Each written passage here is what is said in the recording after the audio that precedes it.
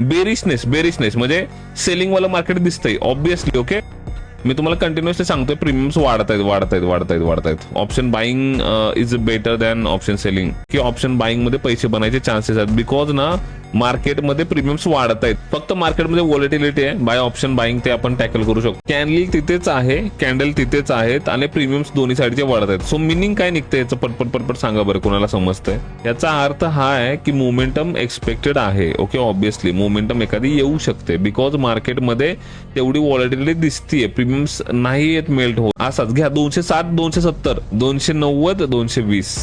आजची स्ट्रीम जेवढी पण झाली सकाळपासून जे पण आपण बडबड केली आहे, तुम्हाला आठवतंय आपण इथं काय सुरुवातीला डिस्कस केलं होतं पहिल्या 10च मिनिटांमध्ये, की मार्केट आज खूप जास्त रॅली करू शकतं बिकॉज ऑफ प्रीमियम मेल्ट नाही करत आहे.